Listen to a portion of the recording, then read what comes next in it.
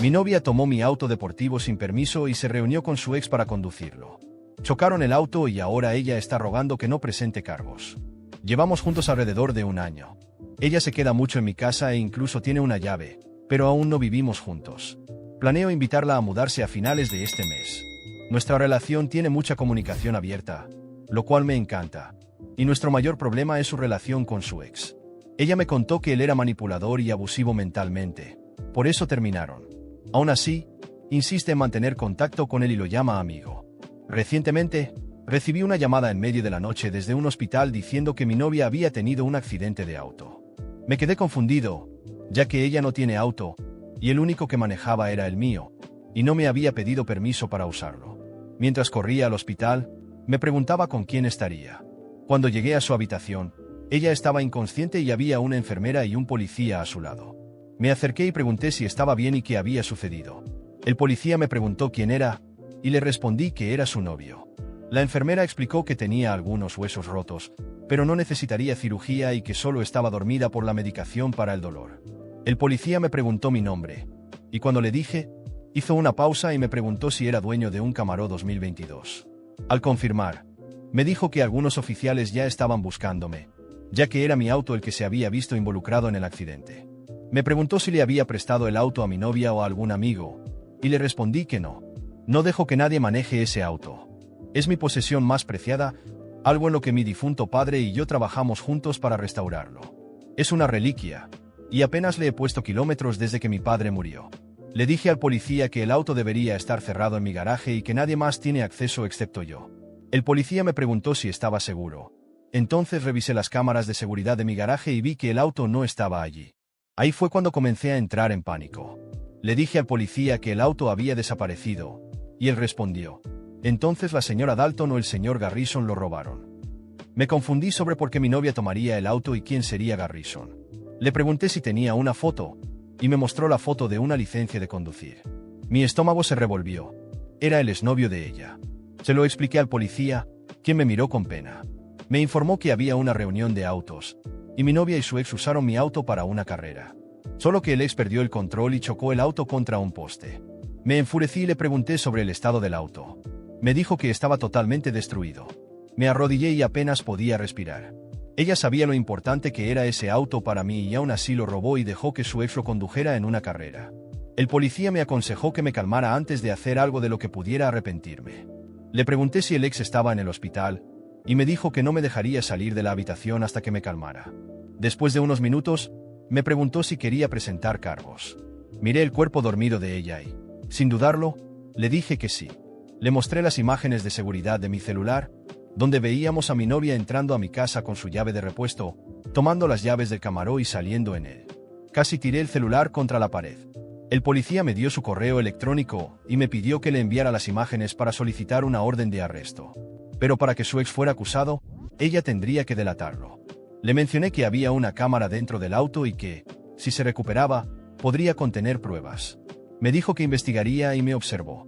Me preguntó si planeaba quedarme en el hospital un poco más y si iba a hacer algo impulsivo. Le dije que no, solo quería asegurarme de que ella estuviera bien antes de irme.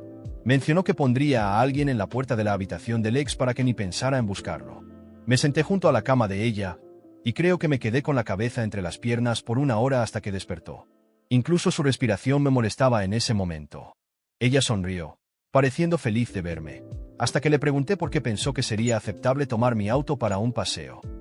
Empezó a tartamudear, diciendo que no tenía malas intenciones y que quería darme una sorpresa llevando el auto a un lavado especial. Dijo que solo chocó porque un conductor imprudente se le atravesó. Le dije que afortunadamente ella estaba bien y que eso era lo que importaba. Le pregunté si estaba sola en el auto, y me mintió en la cara diciendo que sí. Solo asentí con la cabeza y le dije que iría a buscar a la enfermera. Le dije que no se preocupara, que su ex también estaba bien y se recuperaba en una habitación cercana. Su rostro se desplomó, y yo me fui. Desde entonces, me ha enviado innumerables mensajes pidiendo disculpas, diciendo que no era lo que parecía. Contraté a un abogado y le dije que quería demandar a ambos por el costo del auto, robo, allanamiento, todo. Cuando les entregaron los papeles, empezaron las llamadas. Ella dejó mensajes de voz llorando, diciendo que no quería ir a la cárcel, y luego enviaba mensajes diciendo que nunca me amó y que estaba feliz de haber vuelto con su ex. Eso dolió, pues ahora sabía que me había estado engañando. Eventualmente, su familia comenzó a llamarme, diciendo que no tenía derecho a arruinar su vida por un error. Ignoré a todos. Le pedí a mi abogado que exigiera hasta el último centavo de ellos. Más tarde, el policía me dijo que recuperaron las imágenes de la cámara del auto, probando que ambos sabían que era robado. Estoy seguro de que tenemos un caso sólido. No veo la hora de que termine el juicio y pueda seguir adelante con mi vida. Mientras observaba el proceso en marcha y sentía el peso de todo lo que estaba sucediendo, intentaba entender cómo alguien que había estado a mi lado por tanto tiempo pudo apuñalarme por la espalda de una forma tan descarada. Parecía una escena de película, pero la realidad era mucho más cruel. Y estaba a punto de enfrentar algo que nunca imaginé. Luchar contra alguien que realmente pensé que amaba.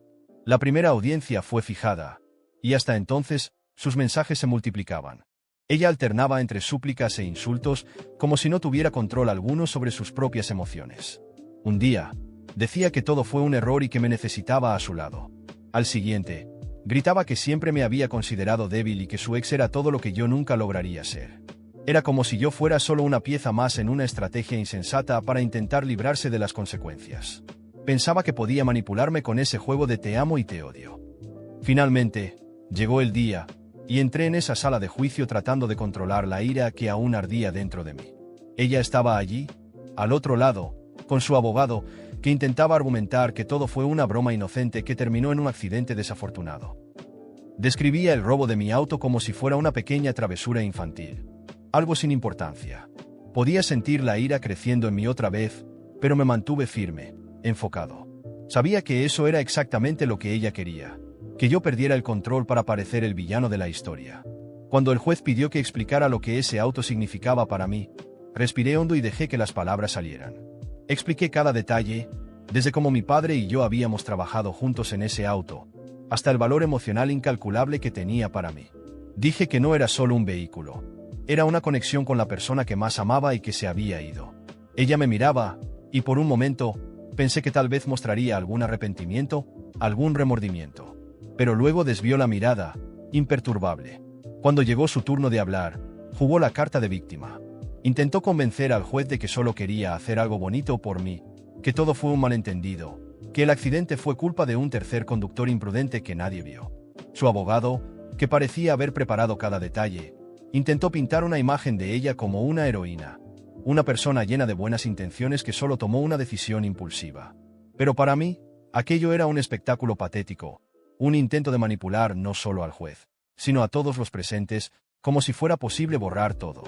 Y entonces vino el momento que estaba esperando. La exhibición de las imágenes de las cámaras de seguridad, tanto de mi casa como del auto. Apenas las imágenes comenzaron a mostrarse, el silencio se apoderó de la sala. Allí estaba ella, entrando sigilosamente en mi casa, tomando las llaves como si fuera lo más natural del mundo. Luego, la escena de ella y su ex preparándose para la carrera, la emoción en sus rostros, la despreocupación, la forma en que se divertían.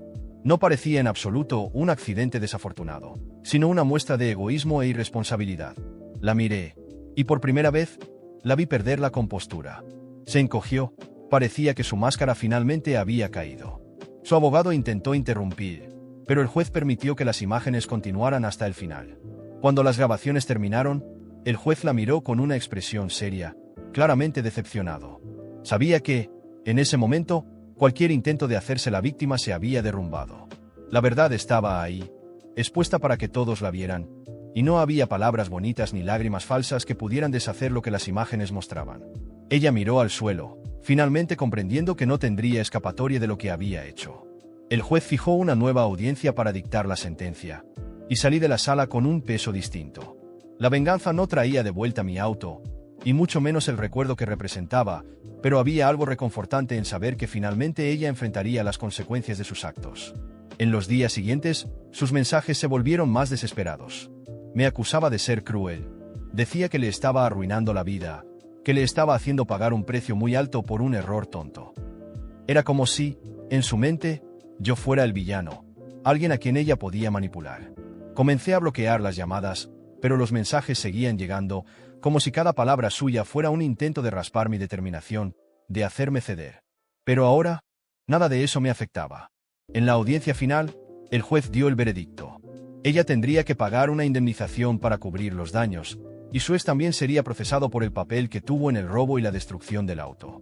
Además, ambos fueron acusados de invasión y robo, y no tendrían ninguna oportunidad de argumentar que fue un error tonto después de todo lo que las cámaras mostraron. Al escuchar la sentencia, un peso se quitó de mis hombros. Ella aún intentó mirarme, tal vez en un último intento de apelar a mí, pero solo sentí desprecio. Ya no significaba nada para mí. Al salir del tribunal, sabía que nunca más la vería de la misma forma. Había destruido no solo un auto, sino también la confianza, el respeto y cualquier rastro de amor que alguna vez existió entre nosotros. Esa noche, me envió un último mensaje diciendo que esperaba que fuera feliz con mi venganza. Borré el mensaje sin responder, porque la única cosa que realmente deseaba ahora era seguir adelante y nunca más tener que oír su nombre. Perdí el auto, pero gané algo mucho más importante: la libertad de seguir adelante sin cargar a mi lado a alguien tan deshonesto, alguien que solo pensaba en sí misma. Los días después del juicio fueron de un silencio casi ensordecedor. Su ciclo de mensajes había cesado, pero los murmullos de su familia no se detenían. Llamaban, enviaban mensajes e incluso aparecían en la puerta de mi casa. Cada uno de ellos quería defender a esa pobre chica, alegando que yo estaba exagerando y que su vida no debería ser destruida por un error. En otras circunstancias, tal vez habría sentido algo de compasión o culpa, pero en ese momento, la frialdad que sentía era incomparable. Durante semanas, me mantuve alejado de todos y me concentré en mí mismo. Después de todo, yo también había sufrido una pérdida. Ese auto, más allá de su valor material, había sido mi último vínculo con mi padre. Trabajamos juntos en él, y cada pieza contaba una historia nuestra.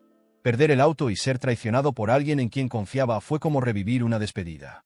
El dolor me cortaba, pero no podía dejarme caer. Decidí levantarme, pero no sin asegurarme de que ella pagara hasta el último centavo. Fue entonces cuando la idea de mi venganza definitiva comenzó a tomar forma. La indemnización cubría parte del valor, pero yo quería que ella sintiera en carne propia todo lo que me había causado. Usé parte del dinero de la indemnización para contratar a un investigador privado. Sabía que ella no sería capaz de quedarse quieta. Una persona como ella siempre busca más y más. Y en el fondo, quería saber hasta dónde llegaban sus mentiras.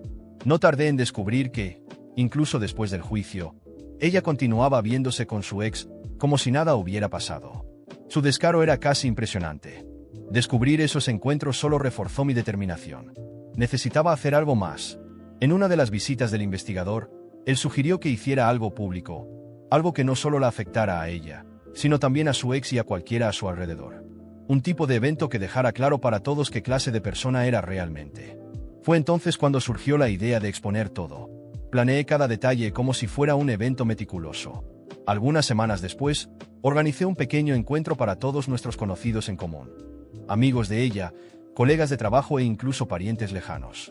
Les dije a todos que quería hacer un anuncio sobre mi recuperación y el cierre de ese capítulo con ella. Por supuesto, ella también fue invitada, aunque probablemente tenía sus sospechas. La noche del evento, todo estaba en su lugar.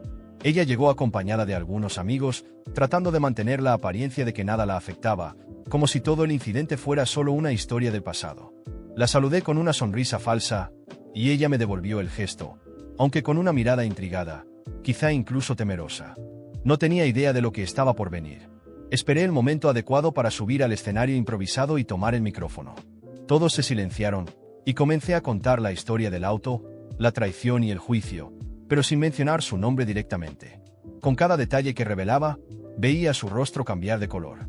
Intentaba esconderse entre la multitud, pero era imposible. Había preparado todo para que, al final, nadie tuviera dudas sobre quién era la protagonista de esa historia. El punto culminante de la noche fue cuando revelé que tenía pruebas de que ella y su ex seguían juntos. Nadie esperaba eso, y mostré algunas fotos de la investigación, los mensajes de disculpas e insultos que me había enviado, incluso los mensajes intercambiados entre ella y su ex discutiendo sobre la carrera que terminó con mi auto. Intentó salir de la sala, pero ya había asegurado que alguien estuviera en la puerta para evitar que alguien se fuera antes del final. Su ex, quien no había sido invitado, se enteró del evento y apareció de sorpresa, llegando justo a tiempo para ver cómo su reputación se derrumbaba junto con la de ella. Después de exponer todo, me aseguré de agradecer a todos por su presencia e informé que la grabación del evento se enviaría a quienes no pudieron asistir. La reacción fue aplastante. Ella gritaba, llamaba a todos hipócritas e intentaba defenderse, pero nadie estaba dispuesto a escuchar. Todos habían visto la verdad, cruda y desnuda. Su ex, al ver el desastre, intentó arrastrarla fuera de la sala, pero fue abucheado por la multitud, que se unió contra los dos. En los días que siguieron, ella perdió su empleo, los amigos cortaron lazos, y su familia, cansada de las mentiras, comenzó a alejarse. Sabía que esa humillación pública era algo que nunca olvidaría. Intentó contactarme, enviándome mensajes donde me llamaba monstruo y decía que había destruido su vida. Pero finalmente, la sensación de justicia prevaleció, y la ignoré por completo. Por primera vez, sentía que la venganza estaba completa. Un día, sin embargo, cuando menos lo esperaba, vi un último mensaje de ella diciendo que se iba de la ciudad, que la había hecho perderlo todo y que nunca quería volver a oír mi nombre. Y fue en ese momento que sentí el verdadero cierre que tanto buscaba. Estaba fuera de mi vida para siempre. La venganza trajo cierto alivio, y con el tiempo, comencé a concentrarme en mis propias cosas, sin mirar atrás. Volví a trabajar en autos, algo que había dejado de lado después de todo lo que pasó. Empecé de nuevo, hice nuevos amigos y, poco a poco, construí una vida sin sombras del pasado. Finalmente podía respirar en paz. ¿Y ella? No sé, y honestamente, no me importa. Ese capítulo de mi vida está cerrado, trancado y enterrado. El futuro finalmente estaba despejado, y podía seguir adelante sin cargar el peso de una traición que casi destruyó quien soy.